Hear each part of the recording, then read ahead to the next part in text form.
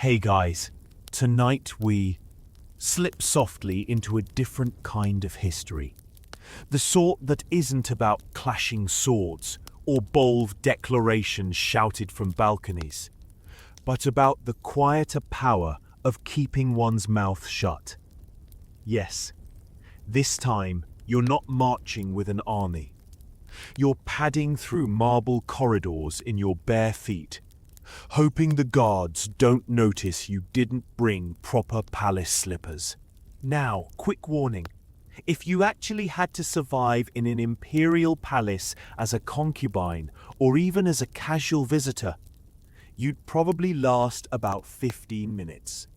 Someone would side-eye the way you sat, the way you breathed too loudly, or heaven forbid, the way you chewed rice incorrectly. And that would be the end of your royal experience.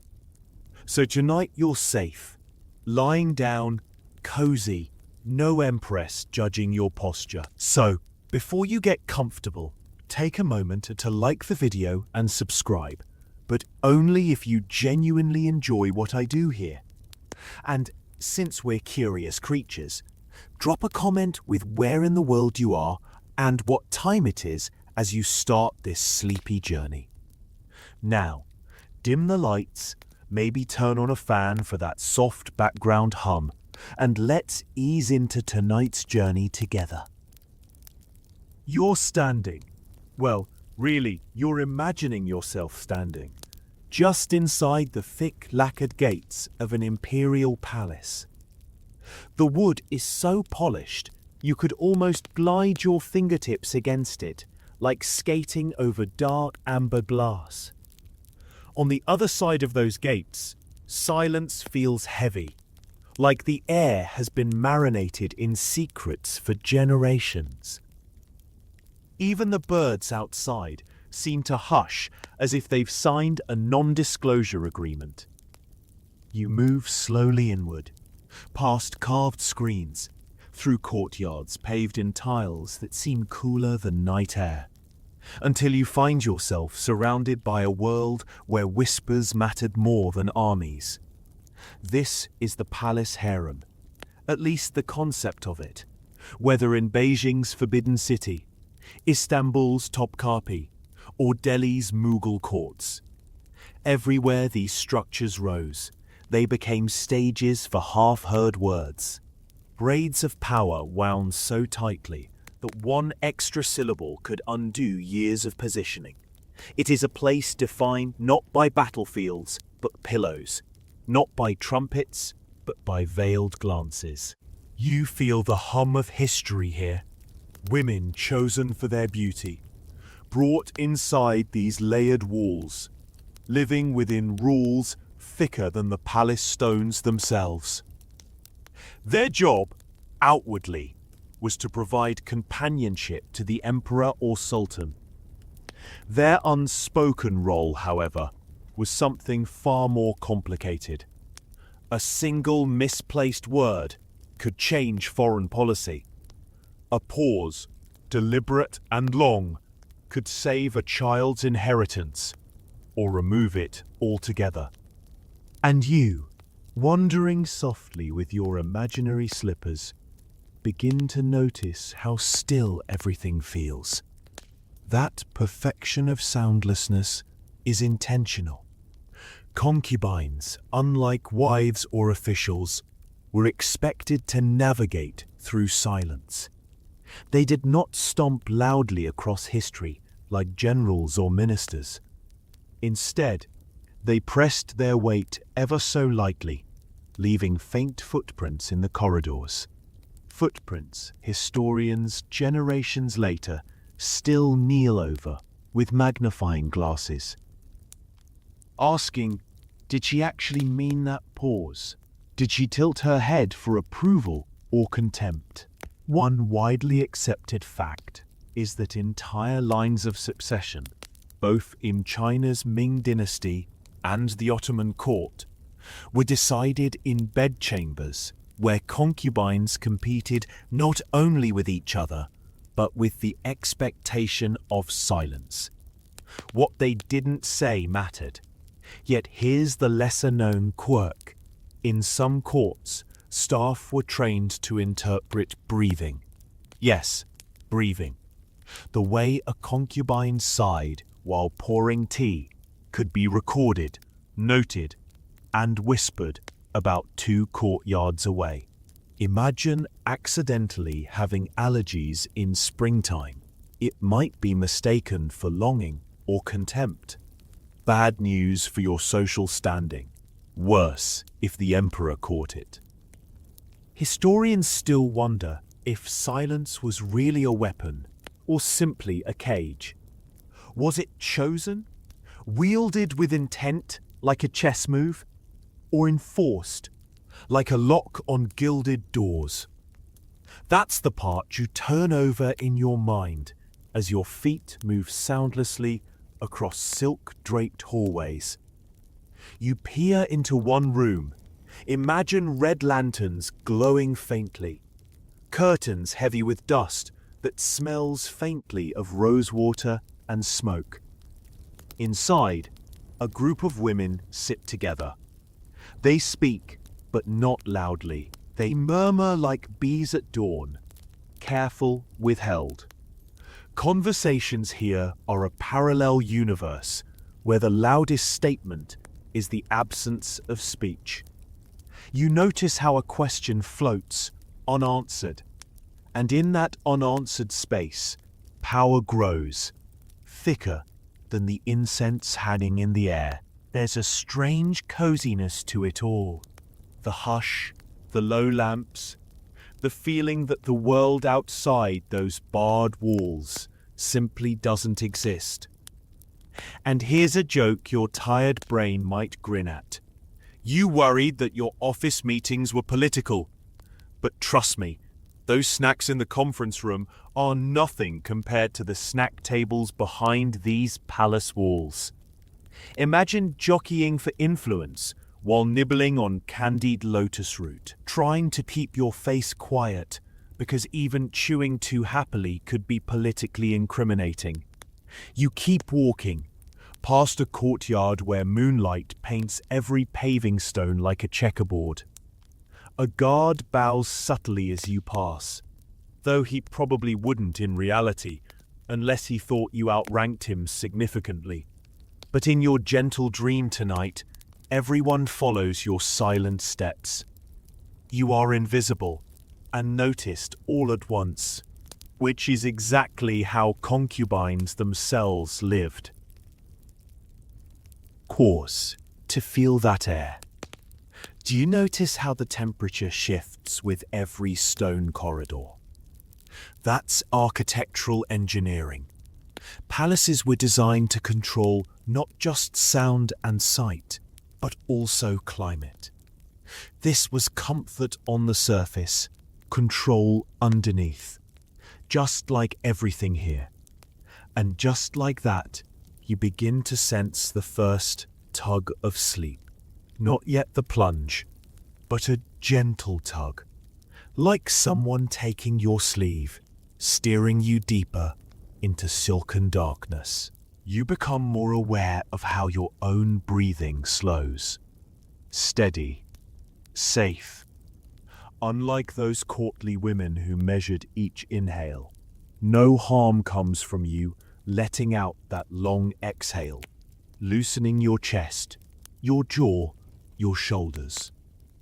Everywhere around you rise the echoing whispers of things unsaid.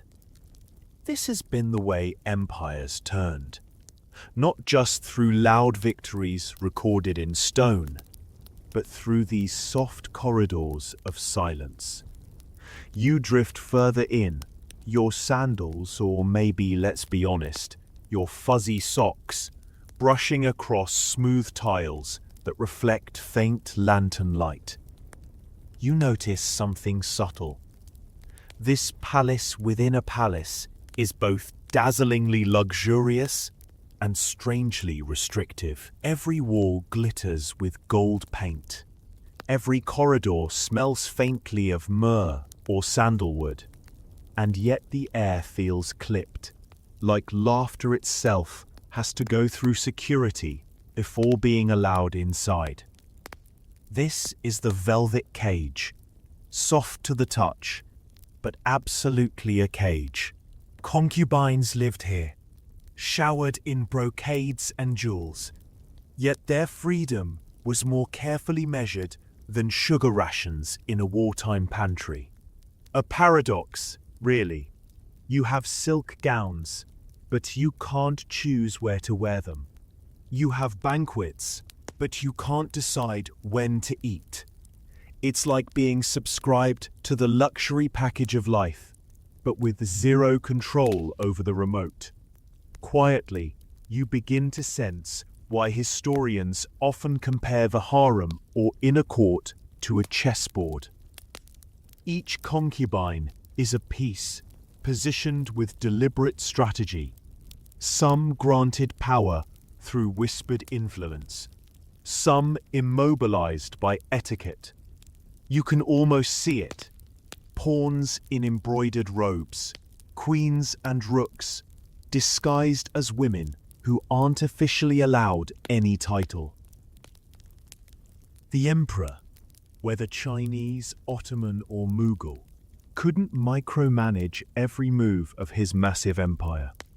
In theory, he had ministers, generals, civil servants, but within these walls, the women closest to him shaped what he actually heard at night, what worried him before bed, what kept him pacing. And because their words were rationed like rare jewels, concubines often chose silence over reckless speech. Their influence wasn't loud, it was felt. Like perfume lingering after a shadow leaves the room.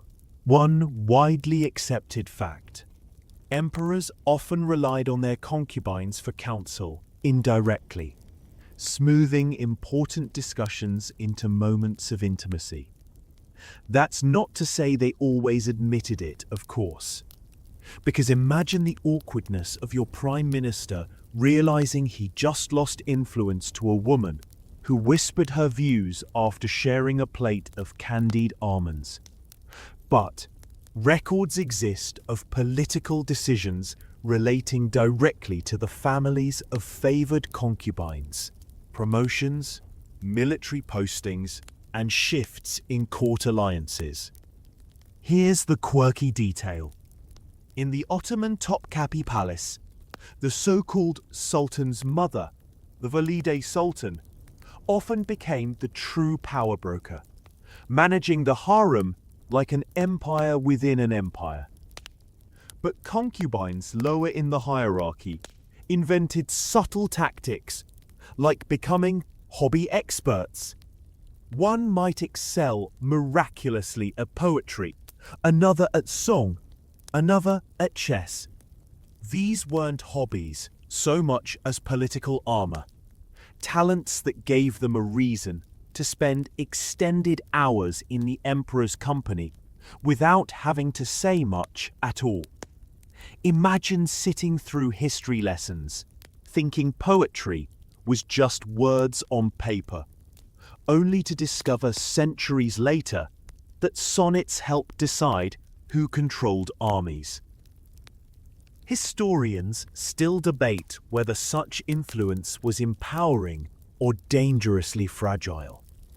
Was this velvet cage a hidden throne, or simply a prison with tassels? One concubine might quietly maneuver her child into line for succession, while another, equally clever, might be undone by the wrong flutter of an eyelid misinterpreted by jealous rivals. The line between wielding soft power and disappearing entirely was as thin as the parchment scrolls where chronicles were later written. You glance upward, and the ceilings themselves press down the feeling of both comfort and confinement. Elaborate paintings overhead depicting celestial skies, as if to suggest divinity watched over all these arrangements. You follow a hallway where silken curtains sway slightly, teasing glimpses of courtyards beyond. Beyond those fabrics lie moonlit gardens heavy with jasmine fragrance. But the gates are always locked. Sometimes the cage is gilded so beautifully you almost forget the iron hinges. You notice women moving carefully, not hurriedly. They glide into rooms carrying trays of pomegranates, pitchers of rosewater. Their pace has to be uniform, measured. Too fast would draw gossip, too slow would be interpreted as sulking. Here, even footsteps are political signals. By now, perhaps you're starting to see why silence was treasured. It was safer to say nothing than risk misinterpretation of one stray word. And here comes one of those quiet jokes to make you smile, even as your eyelids dip. Imagine if social media existed in this world. Concubines would be posting cryptic captions like, "Certain people are favored more than others." Wars might erupt within minutes. Silence, in contrast, was the perfect filter. No notifications, no retweets, just careful expressions hidden behind veils. You pause, letting yourself breathe. The velvet cage is soft. It's warm, perfumed. The cushions look inviting. And yet your chest feels the tension. Imagine lying down on embroidered pillows, but realizing every feather inside is lined with sharp consequences. That's the paradox. You want to sink into the softness, but you can't really relax. It makes you wonder, though, did some concubines find ways to feel free within it? Did they savor their access to luxury, their laughter in intimate moments, their friendships woven in hushed corners of the courtyard at midnight? Were rivalries always cruel?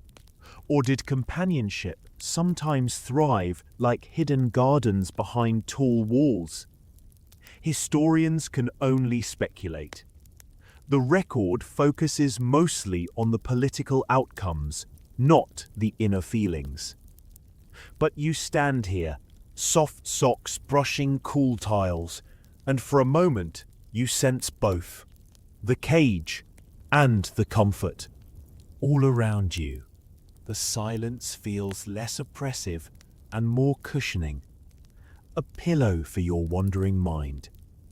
That velvet cage is no longer something you can escape. It's just where you are.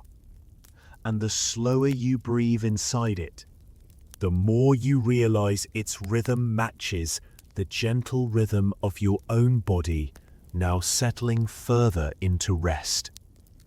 Your path winds deeper, and suddenly the air shifts. Warmer, denser, scented with perfumes so richly layered they practically sparkle in your nostrils. Here, silence has a fragrance. This is where ritual lives, where daily life is woven not with speeches or proclamations, but with silk, cosmetics, powders, and polished gestures. It's the backstage world of appearances, carefully curated like an opera that never ends. Concubines didn't just lounge in jeweled slippers every day. Their rituals were almost a full-time job. Each morning, a rehearsal in visibility and invisibility at once. Imagine sunlight just beginning to drip into the courtyards, servants bringing trays of warm water scented with orange blossoms, the faint scrape of metal combs through hair so heavy with oil it caught the light like a mirror. It wasn't ordinary grooming. It was political armor disguised as beauty. A fact historians generally agree on. Appearance was currency. Dynasties staked their honor on the emperor's household, and a woman's ability to embody idealized beauty was closely tied to whether she might be granted more influence.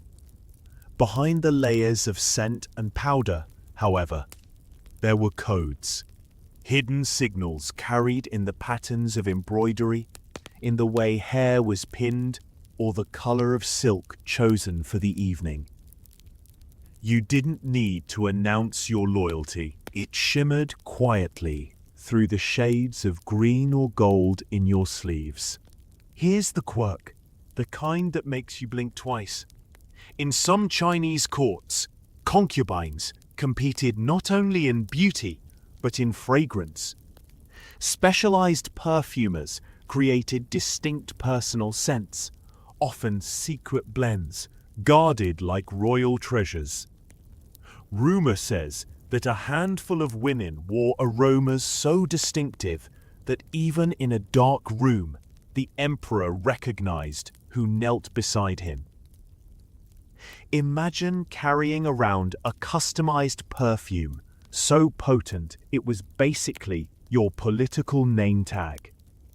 Of course, the risk hardly needs explaining. If another woman mimicked your perfume, cue chaos, or at least some very awkward misunderstandings in candlelit rooms. Historians still debate how much of this performance gave women agency and how much turned them into carefully dressed pawns. Were those secret perfumes tools of strategy, or simply another layer of surveillance, one more invisible leash binding them to presentation over self? No one fully knows, and the records, filtered by men writing later, often reduce these women to their outward shine, ignoring the sharper wit they no doubt wrapped beneath those silk robes. You pause. Standing just inside a boudoir, layered in textures, pillows plump like clouds, carpets soft enough to swallow footsteps whole. A huge bronze mirror reflects painted faces from every angle.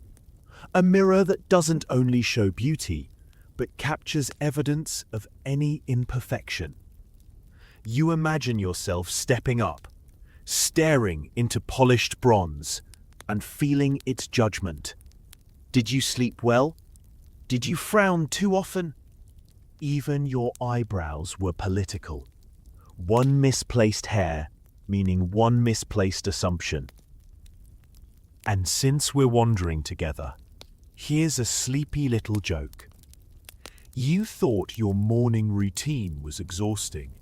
Brushing teeth, fixing hair, deciding if sweatpants are clean enough. Try spending 3 hours having your hair sculpted into architectural designs high enough to qualify for building codes. Then sitting perfectly still while someone else paints your face into the dynasty's idea of perfection. Yes, sweatpants suddenly seem liberating. The ritual didn't end with physical appearance. Behavior itself was rehearsed like choreography. Meals were lessons in control, picking up chopsticks elegantly, lifting food to your lips with silence rather than slurp, pausing between bites just long enough to seem delicate, but not too long as to seem weak. A concubine who sneezed at the wrong moment could jeopardize more than her social standing. She might ruin her entire family's chance at status. The stakes were so high. Every move was a coded signal. And yet, paradoxically, these routines offered some sense of rhythm, almost comfort. If you lived in such uncertainty, maybe braiding hair each morning with the same deliberate care grounded you, gave you a solid thread to hold onto in a world of whispers. Think of it as palace mindfulness. While others schemed, you were aligning your headpiece feathers at 15 precise angles. You wander deeper into this aromatic chamber, noticing the shadows of women practicing musical instruments, lutes, zithers, harps, notes plucking lightly through spaces scented with rose water.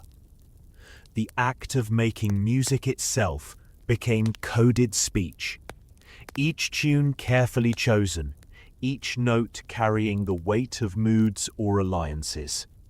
If words were dangerous, melodies whispered instead. Some historians suggest that certain songs carried messages no official document could risk. Did a concubine pluck slower one night to signal dissent? Did she brighten her notes to show approval? We don't know. The palace records leave music untranscribed in any political sense, as though the silence of the archives mirrors the silence of the women themselves. And in that uncertainty, you find yourself oddly soothed. Because here's the other truth of these rituals. In the repetition, the perfumes and silks and painted gestures became noise cancellation against overwhelming fear. You sense it now. Your breathing slows, blending with the rhythm of that zither in some invisible corner. The longer you stay in this room of sense, the lighter your limbs feel, as though the heavy robes have become clouds. Your eyelids dip just slightly, lulled by the imagery of powders rising like fog in lantern light. Imagine rows of small lacquered boxes, each filled with ground minerals, each shade catching the flame differently. As the powders are applied, the room sees not just beauty, but political performance. Each cheek blush a veiled persuasion, each hairpin a declaration masked as style. And still, historians argue, was this beauty truly power, chosen by the woman, bent to her advantage, or was it simply another cage, one stuffed with silk and roses instead of bars? The debate remains unsettled, which is a little comforting. It means the story isn't complete. It shifts, much like you drifting further into this night's journey. Breathe in that perfume one last time before you leave. Leather softened by rose, a hint of burnt incense, maybe cinnamon. You let it drift into your chest, calming in its complexity. And as you exhale, you notice once again how easing into silence feels easier with every breath. The ritual smells of powders and rosewater fade behind you, and the path grows quieter, though quieter here means something sharper, not restful. You've stepped into the corridors where whispers themselves carried the weight of crowns. These walls saw things shift that no marble tablet outside ever mentions, because here, in soft tones exchanged under the echo of lantern light, the fate of empires balanced delicately. You're not entering a battlefield of swords, but of murmurs. And strange as it sounds, those murmurs toppled whole dynasties.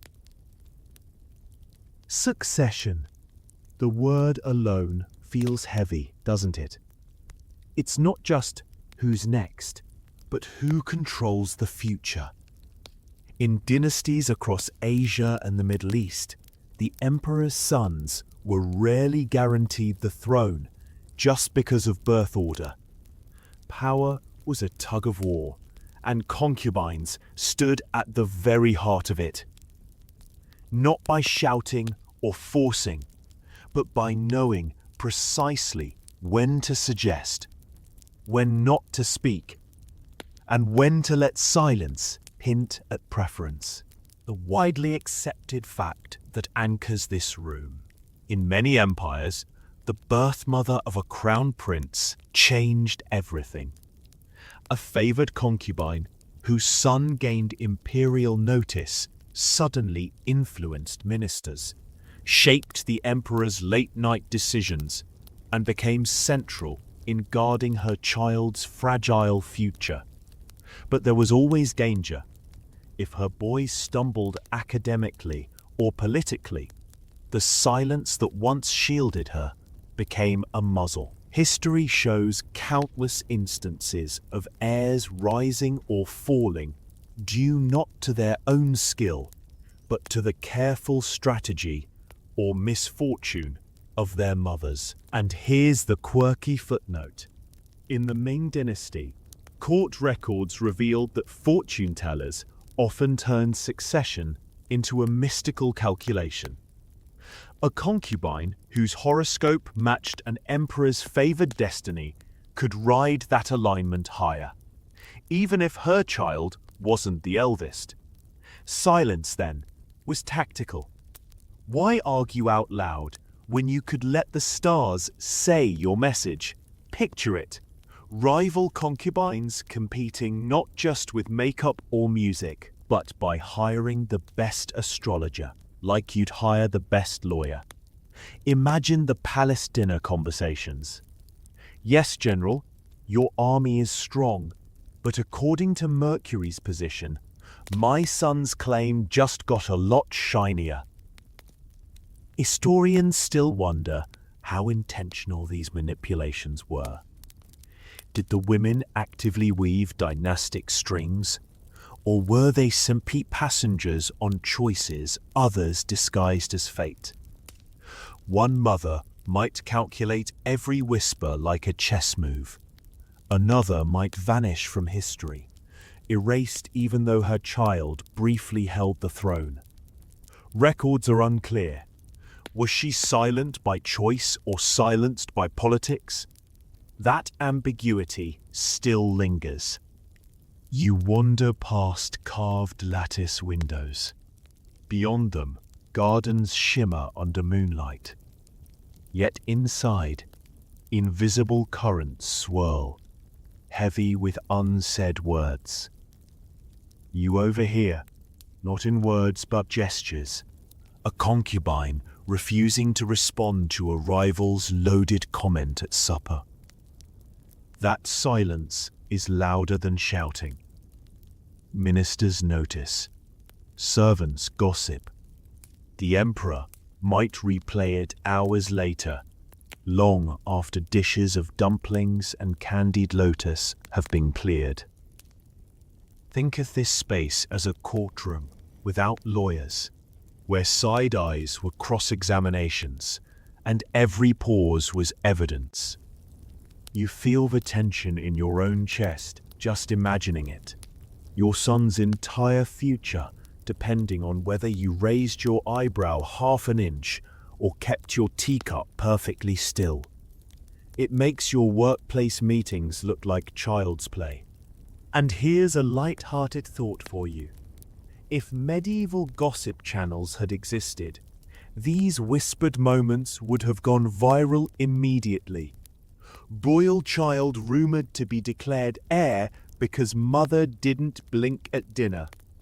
Centuries later, the tabloids haven't changed much. Deeper still you go, and suddenly the velvet hush crackles with the sharp edge of rivalry. Remember how quiet perfumes and silks once felt soothing? Now, they're weapons. Certain floral scent lingering at the emperor's sleeve might mean someone the star is rising. And absence, the failing to perfume his rooms? Disaster. Silence here is a sin like. The harsh reality. Death often followed from these subtle games. But tonight we soften it. You won't hear blades or poison, only the echo of whispers like ripples across dark water. Still, you know that behind these ripples, heirs were reshuffled, dowager empresses secured control, and generals outside found themselves serving entirely new princes because of what two women didn't say at dinner. the week before. Look around this chamber in your imagination. The floor is tiled like a chessboard, black and ivory stones gleaming under lanterns. You walk across slowly, each step placing you into another possible future. This child crowned, that child erased, this family blessed, that family condemned. You're in the game without moving any piece but your breath. Take a slow inhale now. Hold it just a moment. Let it out slowly. Your own breath becomes part of this ancient rhythm. The cadence of silences that remade empires. You don't need to decide succession tonight. You only need to let that heavy silence fade into soft background noise until even the palace intrigue sounds like gentle rustling leaves outside a courtyard. And as you drift further, let that rustle beckon you deeper into rest, knowing that even these sharpest rivalries eventually dissolved into the same hush, silence lasting centuries longer than any whispered ambition. The corridors stretch forward, but now the silence bends in a different direction. You are closer to the emperor's private chambers, where the weight of politics slips away and something stranger replaces it. A ruler surrounded not by ministers or scholars, but by whispers, sighs, gestures, and delicate pauses. He governs millions, yet here in the stillness of padded walls and perfumed air, you begin to sense the man has a listening problem. Imagine being an emperor or sultan. Everyone talks at you. Advisors begging for campaigns, officials pleading for tax cuts, generals insisting their enemies are not at all terrifying. By the time evening falls, the poor ruler probably wants nothing more than silence. But of course, silence in the inner chambers wasn't empty. It was packed tighter than an audience at a rock concert. Except this audience didn't scream, it breathed carefully, knowing each inhale and exhale might sway decisions bigger than mountains. The widely accepted fact, emperors often distrusted their ministers precisely because of endless flattery or half-truths. Strange as it seems, the women of the harem, bound by etiquette, risk, and yes, silence, sometimes became the more credible source. Not because they were unfailingly honest, but because a glance from a favored concubine in private carried more weight than a carefully doctored report read in court. The quirky twist. Ottoman sultans were known to test loyalty through these quiet chambers. A woman's silence wasn't always a lack of thought. It was a choice. One concubine might say nothing when asked a pointed question, choosing instead a solemn bow. And that nothing spoke volumes.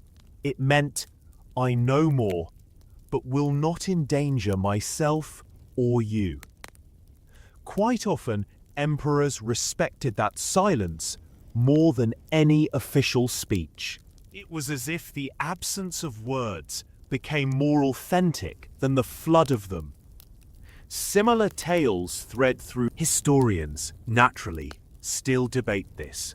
Was the emperor's preference for whispered truths merely convenience? Or did these women really see politics more clearly than the ministers outside? After all, concubines lived closer to the emperor, witnessed his human side, and maybe noticed details of his moods others ignored. Or perhaps emperors projected meanings into those silences that weren't really there, hearing what they wanted rather than what was said. The line between truth and projection, always fuzzy. You wander forward, barefoot now, into one of the emperor's most private rooms. Incense smoke curls against beams painted in fading red lacquer. Cushions scatter the floor like fallen clouds. The silence here is thicker, like honey you could almost lick in the air. After days of being bombarded by voices, imagine how intoxicating this honey silence must have been. Its companionship, where the pressure to listen carefully comes not from words, but from attentiveness. And, because you should be comfortable too, let's acknowledge the humor. Emperors may have ruled continents, but even they probably craved what you crave at the end of an exhausting day. Someone to sit beside you without talking. Maybe bring in tea. Maybe just humming. Maybe simply existing. The difference was that their someone lived inside a sprawling court spiderweb of potential betrayals. Cozy, right? Like relaxing with a blanket that's woven entirely from political landmines. You picture the emperor here. He looks not like the roaring figure carved in statues, but like a tired man rubbing his temples. He glances toward his favored concubine. She doesn't lecture him on national grain policies. She simply offers a look that speaks, "I know you're weary, but I remain here." He trusts that look. Whether or not he should, that question lives in history, still unanswered. But in the moment, tired emperors trusted silent companionship more than volumes of official. Sometimes, silence revealed truths, words concealed. A hesitant pause before lifting tea might unveil more doubt than a page of commentary. A single sigh might remind the emperor of uprisings in provinces far away. A trace of worry in the eyes might plant seeds of caution about a scheming minister. And every time he wondered, did she mean it? Or was she intending me to see what wasn't there? Your own steps in this room become exaggeratedly noiseless. You don't want to disturb this delicate balance. Even your breathing seems too loud. You sit quietly against silk cushions, inhaling the subtle smoke, exhaling back into the hush. You notice how this atmosphere calls you inward, into your own stillness. For a listener tonight, you too have become someone trusted by silence more than words. And to lighten this dim chamber just a bit, imagine emperors trying modern active listening exercises. Repeat back what you heard me say. Now imagine a concubine forced to repeat. You're worried your vassals will betray you again. Talk about awkward therapy sessions. Sometimes it was safer, yes, just to nod gently, smile faintly, and let silence do the translation. Still, you can't escape the open question floating like incense in the rafters. Did these rulers truly hear their concubines, or did they only hear themselves reflected in silence? Was silence an honest mirror, or a clever disguise? You'll never know for sure, and maybe that mystery is what lingers most powerfully. It forces us into stillness, even across centuries. Point. As you rest here, imagine the emperor settling back as well. Outside a storm of politics, betrayals, battles. Inside the hush of his concubine's presence, more stabilizing than armies, at least for one night. That kind of silence doesn't end. It echoes through dynasties, soft and steady, even reaching you now as you sink deeper into calm.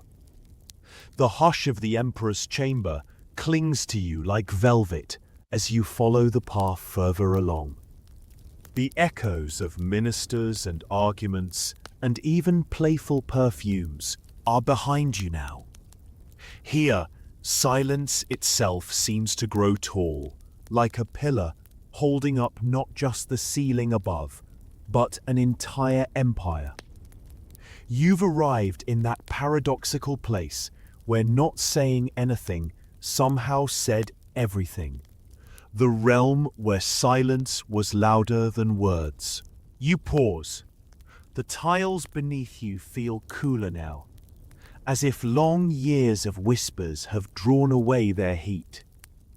A single oil lamp flickers ahead, stretching shadows wide, and you realize each figure from the past you've encountered, concubines, consorts, mothers of princes, carried silence not just as obedience, but as a weapon, sometimes sharper than any blade. The truth widely acknowledged. Dynasties were often shaken less by armies outside the walls than by silence within them. That silence could protect an heir's fragile claim or dismantle it. It could keep the emperor calm at night or gnaw at him until paranoia cracked his judgment. In many palaces, officials specifically feared the quiet women, those who rarely spoke, because absence of speech invited the emperor to fill in meaning. And let's face it, when rulers with absolute power start filling in meanings, empires wobble. Here's one of those wonderfully odd details to savor. In the Ottoman harem, silence was occasionally used as a literal punishment and reward. Women might be rewarded for their discretion with upgraded quarters or better jewels, or punished by having their conversations monitored and restricted further. Yet, curiously, silence was also ritualized. Songs played on muted instruments during festivals in the harem were a kind of symbolic performance of loyal silence. Music written to seem as though it never quite spoke. Imagine the surreal experience, attending a party where the highlight is deliberately quiet music, like someone strumming air guitar, but more expensive and political. It raises the historical question still debated today.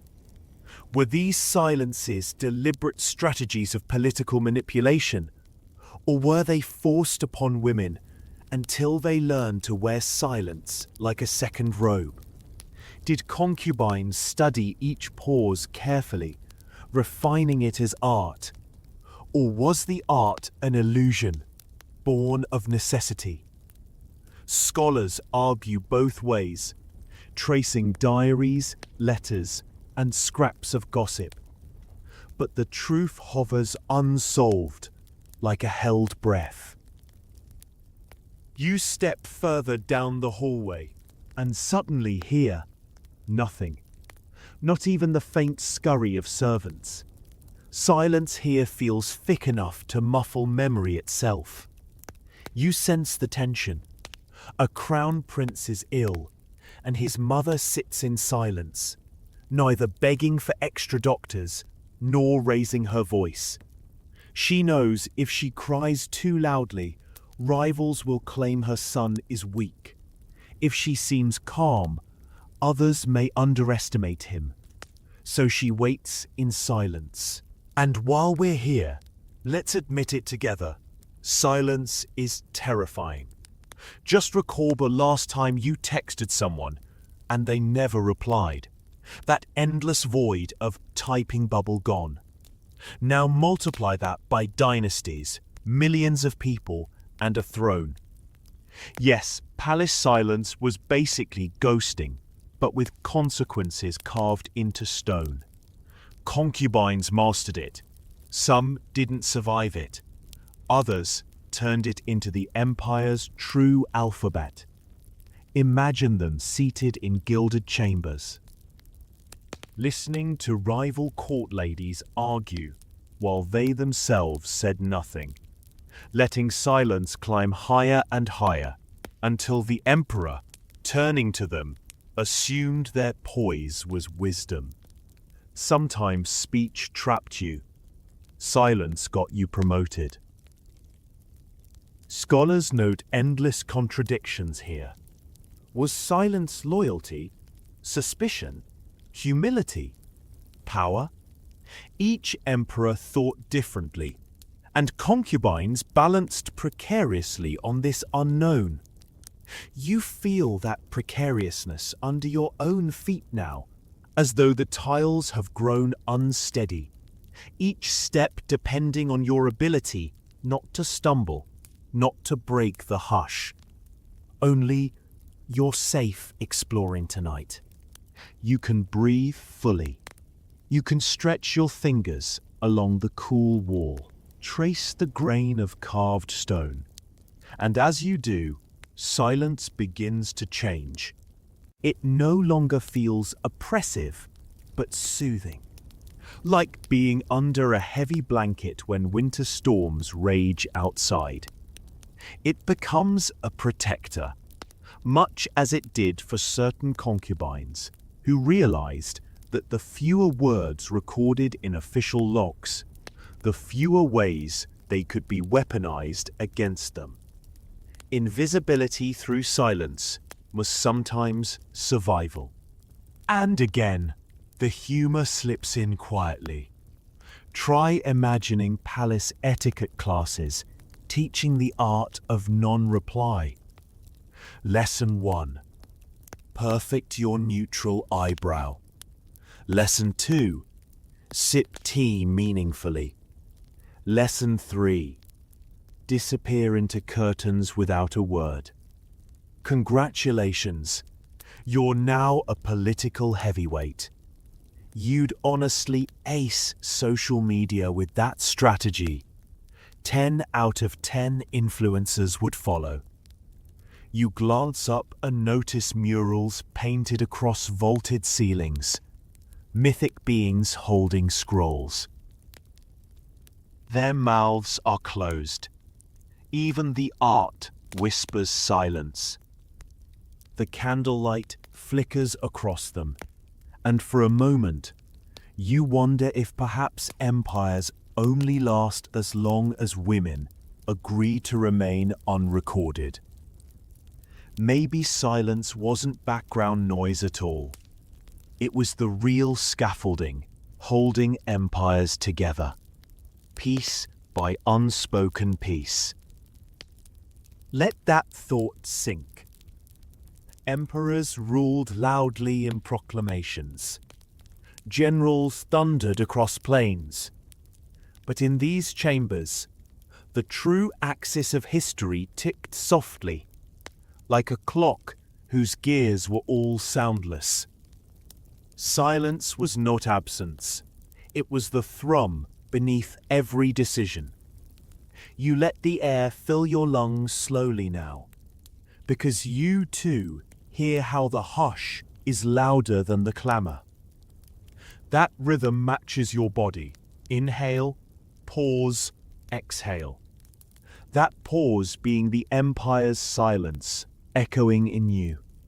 It lulls you. It gives weight to stillness. And though history leaves us questions, tonight no answers are required. Silence, louder than words, is enough.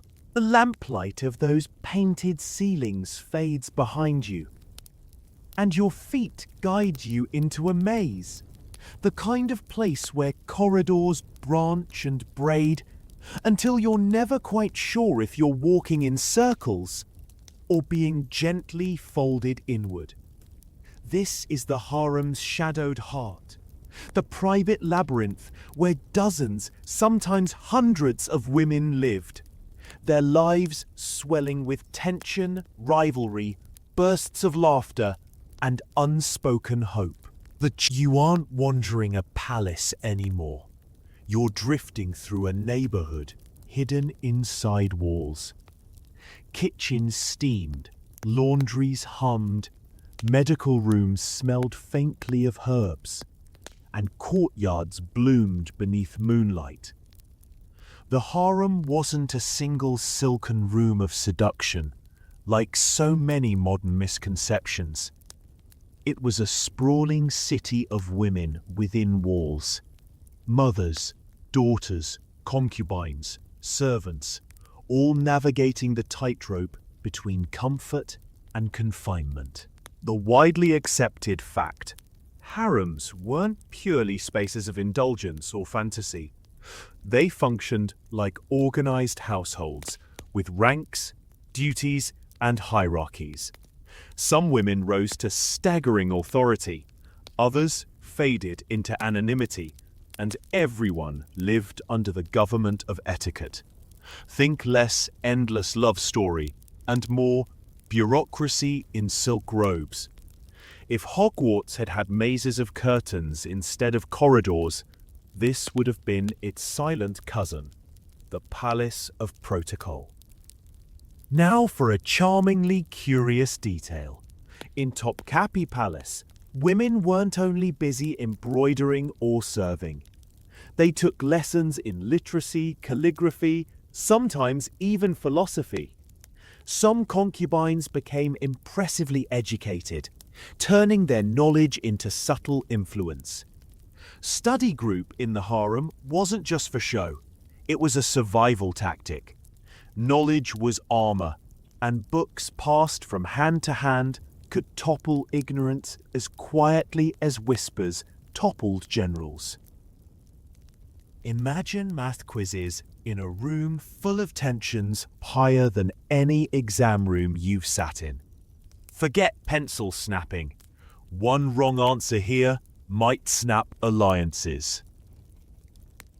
And the open question, historians argue, did these private bonds between women, friendships and rivalries alike, matter more to the daily atmosphere of politics than we think? Face it, official history loves the emperor front and center. But what about two concubines sharing secrets under plum trees at midnight? Could those secrets shift alliances, decide who would later support which prince, who would survive in favor, and who would be sidelined into obscurity? Was empire shaped just as much by women's friendships as by their enmities? No one can pin down the answer. You turn a corner and nearly stumble into a game. A group of women sit cross-legged, tossing polished stones across patterned rugs. It looks almost ordinary. Laughter here, a playful shove there, but beneath it loops the coil of rivalry. Because that playful win, it might humiliate a rival if the emperor later hears who's clever at strategy.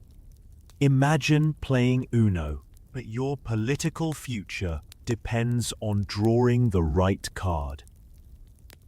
A young concubine walks by, hair pinned in avalanche layers of jewels. The light clicks across each gem. You watch the momentary frown from others, envy curling like smoke. In silence, everything becomes exaggerated. Footsteps too brisk, laughter too loud, glances too long. And in this heightened world, silence inside the harem was protection. Better to murmur only with trusted allies.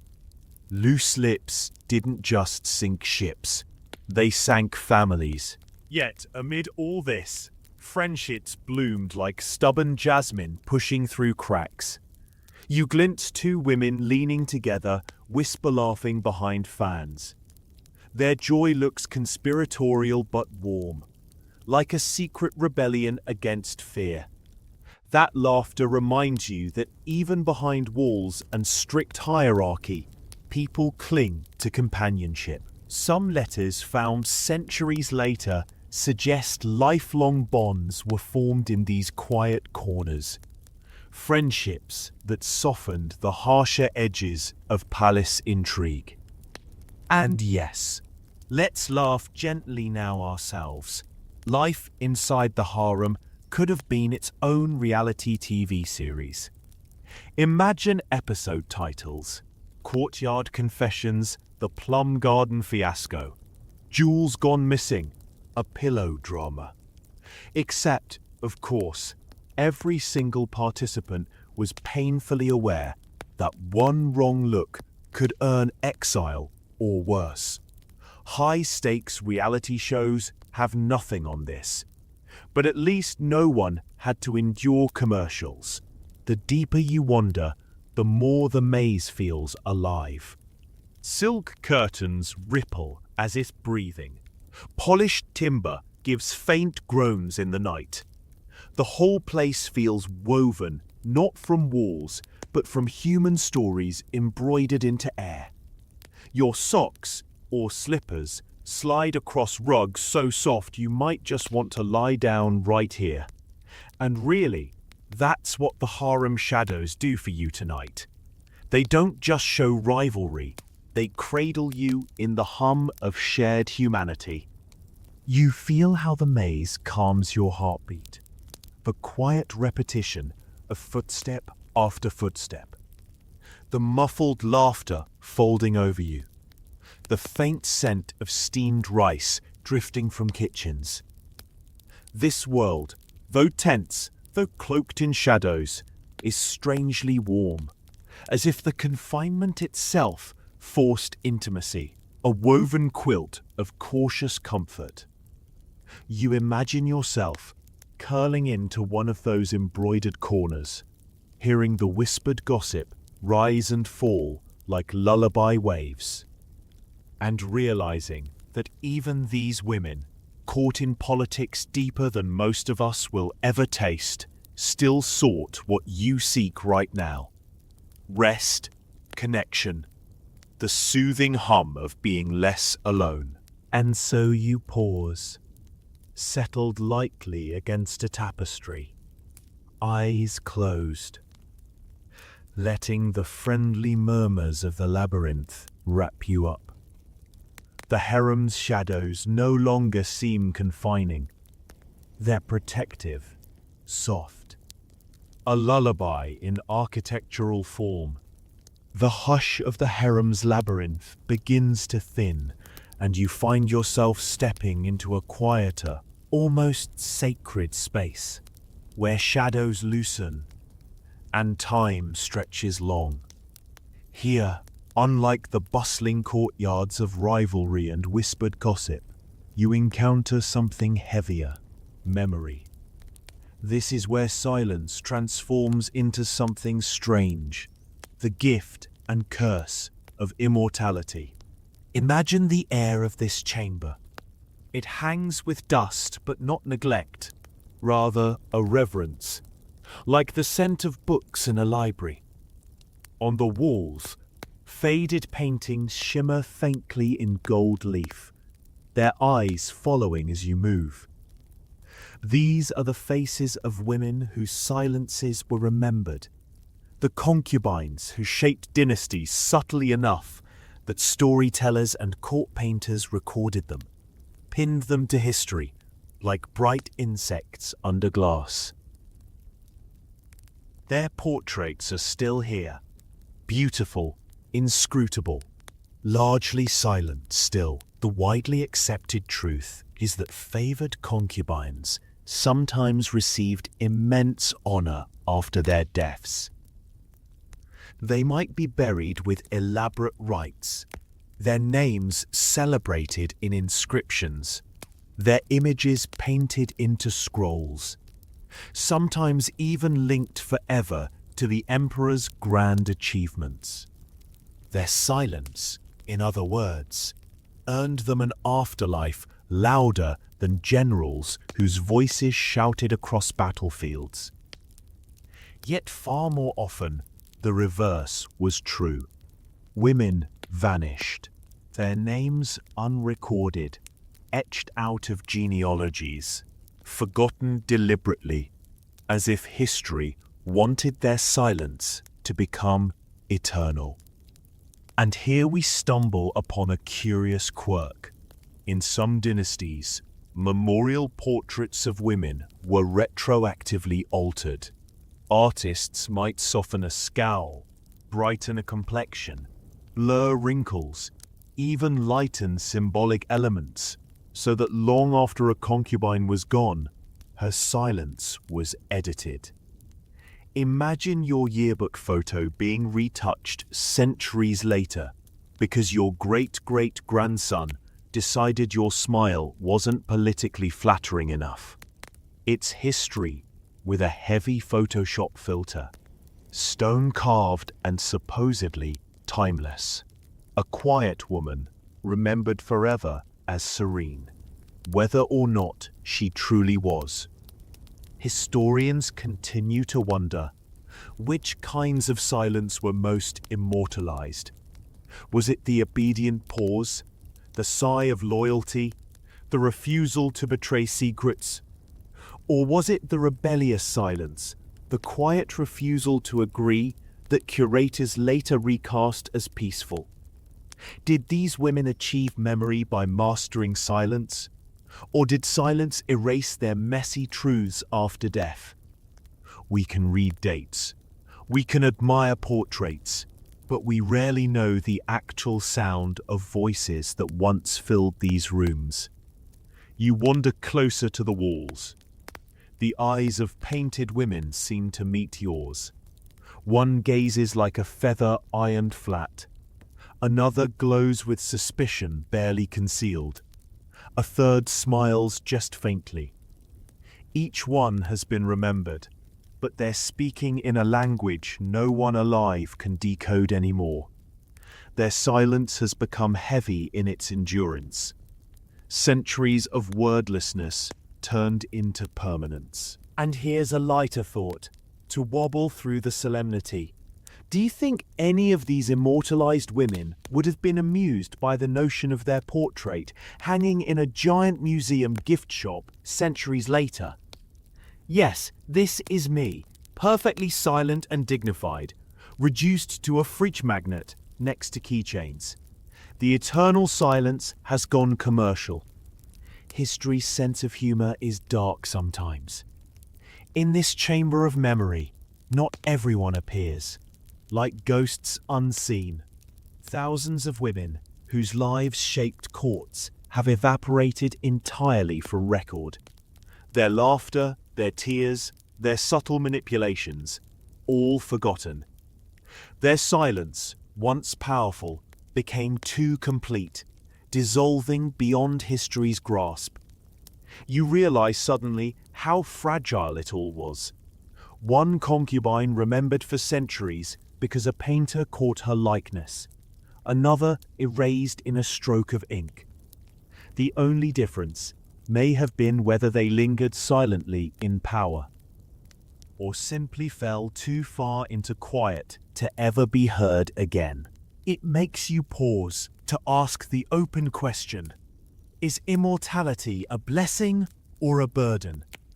Some concubines likely would have preferred anonymity, freedom from the suffocating gaze of dynasties yet to come. Others may have sought remembrance desperately, only to have their names faded by politics. Which silence would you prefer? One that lingers forever in portraits, or one that fades mercifully into soft oblivion? Historians cannot answer, and neither can you, not with certainty. It's a question that makes you sigh quietly yourself, mirroring the very theme. The chamber grows warmer as you sit before one mural in particular. You let its gold leaf catch the lamplight, shimmering like starlight captured on stone. As you watch, your shoulders drop, your muscles uncoil, and suddenly you realize how restful it feels to imagine these women at peace, remembered or not. The dust motes float upward like miniature stars, and your breathing slows, syncing with the stillness. Because in a strange way, silence is immortal itself. It outlasts the noise of shouting ministers, the cries of battles, the bugle calls of generals. The silence of concubines, whether remembered in paint or erased into darkness, is what has drifted far enough to reach you now, centuries later, like a lullaby so soft it crossed time. You lean your head back against the cool wall, and your body follows the rhythm of that lullaby silence. You don't need to decide whether immortality is gift or burden. It's enough to let the hush cradle you as you drift deeper, knowing their echoes are here, steady and faint, carrying you further into sleep. You leave the hall of painted faces with their gold leaf stairs behind you, and step into smaller, darker rooms. These aren't the chambers that glitter. These are the hidden corners, the places where rugs muffle footsteps and lanterns are turned low, so no one can read too much from anyone's faces. Here, silence and secrecy sharpen into something tactical, like chess moves made over cups of tea. The harem was not all perfumes and powder. These quiet rooms were where empires themselves wobbled and stabilized, sustained not by armies on horseback, but by whispered strategy exchanged behind silk drapes. The widely accepted fact: close access to the emperor meant real political pull, and guidance often came not in public councils, but in these quiet, late-night sessions. Many decisions, from foreign policy to appointments of ministers, were forged not in marble throne rooms, but in dim spaces like this. Whispers in the harem, disguised as pillow talk or companionable murmuring, could ripple outward into actual campaigns, treaties, and uprisings quelled or encouraged. Power looked like embroidered cushions, but power was power all the same. And here's a quirk big enough to wrinkle your brow. In Topkapi Palace, the harem contained not only women, but eunuchs, men physically altered, trusted as guardians. These eunuchs were critical to communication. Sometimes they carried messages in and out, scribbled in codes so delicate they resembled embroidery patterns. Rumor claims some eunuchs even developed entire private sign languages to communicate across courtyards without anyone else noticing. Imagine watching guards waving fans in crazily specific rhythms. Everyone else thinking, "Wow, dramatic fanning," while secretly a decision about taxes was being passed along. Secret diplomacy disguised as heat relief. Historians still argue whether these quiet meetings behind curtains were calculated manipulation or desperate survival. Did the concubines whisper strategy to truly control policy, or were they just nudging events to protect their children? And how much agency did they really hold, with powerful eunuchs and dowager empresses pacing the same painted floors? The debate remains unsolved. Were the women grandmasters of hidden chess, or pawns cleverly disguising themselves as queens for a night? Tonight, you slip into one of these side rooms yourself. You feel its air, cool though the lantern flame glimmers faintly. Cushions align carefully against the corners, chosen fabrics heavy enough to ensure words never travel through too thin a veil. It's startlingly ordinary, really, like a living room, except history drummed through whispers here. Imagine emperors sprawling lazily, playing at disinterest, only to scribble orders the next morning straight from what was said in these rooms' hushed tones. The soundscape is soft. The clink of porcelain teacups, slippers brushing across rugs, and long, strategic silences stretching wide. You realize those silences are moves themselves.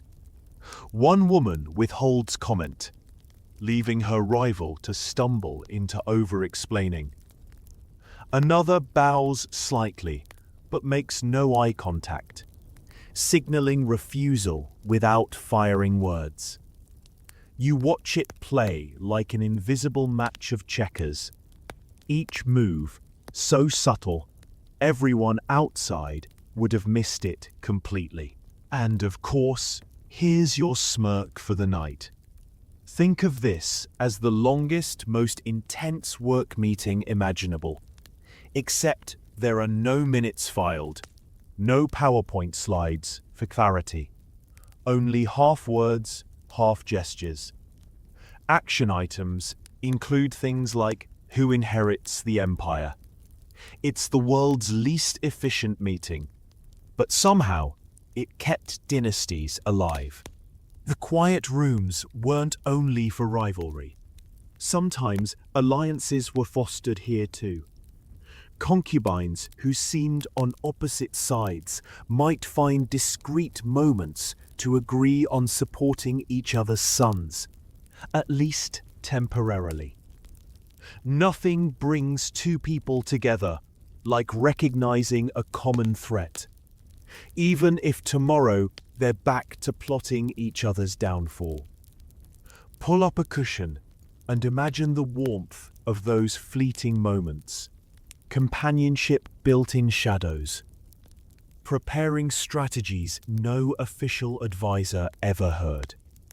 The walls here witnessed everything but confessed nothing. Wood panels absorbed every secret, every muffled cough, every pause charged with implications.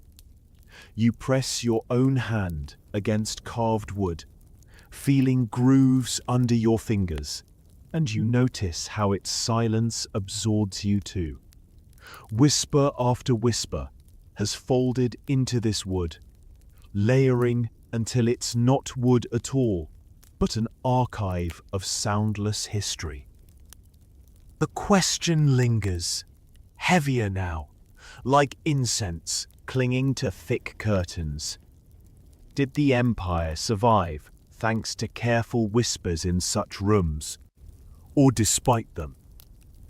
Were these chambers stabilizing, or did silent strategies fracture the empire more than outside enemies ever could? Historians shake their heads. The evidence is scattered, ambiguous, but the possibility alone keeps you marveling at how fragile empires can be, undone not by cannons or swords, but by the quiet hesitations of a midnight conversation. Your imagination fills the room with lamplight tremors and the gauzy veils of smoke. You hear a faint sigh across the cushions, too deliberate for tiredness. An intentional pause signaling decision without saying it. That sigh, like a pebble dropped into water, expands outward, into scribbles inked on morning orders, into generals moving troops weeks later, into farmers decades down the line, growing under one ruler's sons instead of another's. All from one sigh. Power is rarely louder than that. And as you sit there, letting your own breathing match the rhythm, you realize something soothing. Even in political tension, silence still slows the heart. You listen, you exhale, you ease into its cadence. You let your shoulders deepen against unseen cushions. Those quiet rooms, for all their danger, are strangely restful, because they force the world to pause. The labyrinth of cushioned whispers and smoky quiet rooms fades behind you, and now the palace begins to dissolve in your mind. Like the ink of an old scroll that's been exposed a little too long to the rain. You drift outward, across centuries, across continents, watching the traces of Concubine's silence ripple wider than any words they could have spoken. And all at once, you understand. These echoes haven't stopped. They stretch like invisible threads, humming quietly through history, long after the women themselves breathed their last. A widely known fact anchors you. Almost every major empire kept some form of royal harem or inner court, whether in China's Forbidden City, the Ottoman palaces of Istanbul, or the Mughal strongholds in India. And across each, silence carried the same paradox, at once restraining women and empowering them, binding them while also providing them a protective shield. Silence was never localized. It was universal, recurring like a motif, etched into empires thousands of miles apart. Then there's this unusual detail. In Qing dynasty China, concubines were sometimes honored through the careful recording of their silence in diaries kept by eunuchs. Phrases like, "she listened without words," or "she bowed without reply," were logged as deliberate acts, proof of loyalty so powerful it deserved official ink. Imagine that, your refusal to speak not only noticed, but praised, notarized and sealed for future scholars to read. It's silence, stamped with the bureaucracy's most pompous seal. And the lingering historical question, what do we do with all this silence now? Was it chosen, wielded skillfully, like a brushstroke painting futures into existence? Or was it demanded, polished into the expected performance of obedience? Historians and poets alike wrestle with the paradox. Agency or oppression? Resistance or compliance? We'll never untangle every thread. The mystery itself is what endures. You keep walking, but now your feet no longer press marble or silk. They hover through shifting landscapes. The jade-roofed courtyards of Beijing, the golden domes of Topkapi, the sandstone walls of Agra, glowing red in fading sunsets. Across each, their silences hum together like a chorus of unheard voices. Women who never shouted, but still shaped legacies. You picture generations of rulers leaning late at night on that hush. The slight pause, the measured breath, the glance or lowered gaze. Imagine how much of the world you live in now was quietly shaped centuries ago, in those pauses. Food policies turned by sighs, alliances sealed by downcast glances, wars delayed or hastened by silence mistaken for assent. The faintest murmur altering the trajectory of entire nations. It feels almost absurdly fragile, like castles built of feathers. And yet, here you are, downstream from all those silences, enjoying the world they rearranged. And yes, we can laugh gently too, because history sometimes looks like a game of cosmic telephone. A sigh in a bedchamber in 1573 becomes an army's movement by spring, becomes a letter written in 1581, becomes an economic ripple in farm taxes, becomes a grumble scrawled by a merchant, becomes a dusty archive note for historians centuries later, and now becomes your bedtime story tonight. All from silence more efficient than Wi-Fi. As you drift, you notice how these echoes layer into your body. The silence of long-shadowed concubines doesn't scare you anymore. It feels like company, like they've been waiting across centuries to share their steadfast endurance. Their quiet becomes your quiet, and before long, they aren't whispers of people you don't know. They're lullabies, stitching your present to their past. And maybe that's what their echo provides in the end. Not just political aftershocks or dynastic turbulence, but a reminder that silence lives deeper than noise. Silence, willingly chosen or heavily enforced, still hums with profound weight. It doesn't vanish, it settles, presses softly down, becomes a cushion underneath history itself.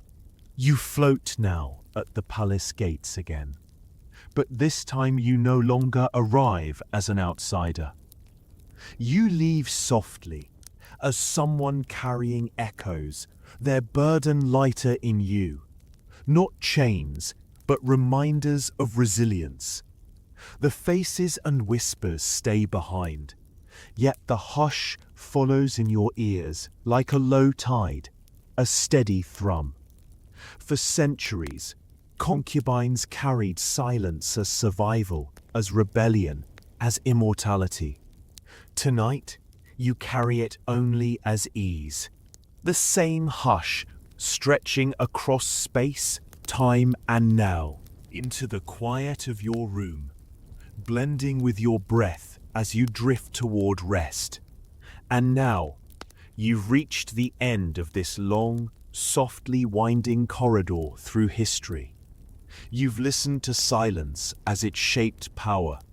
You've stepped through the velvet cage with its perfumes, and you've wandered the maze among whispers that never reached the official records.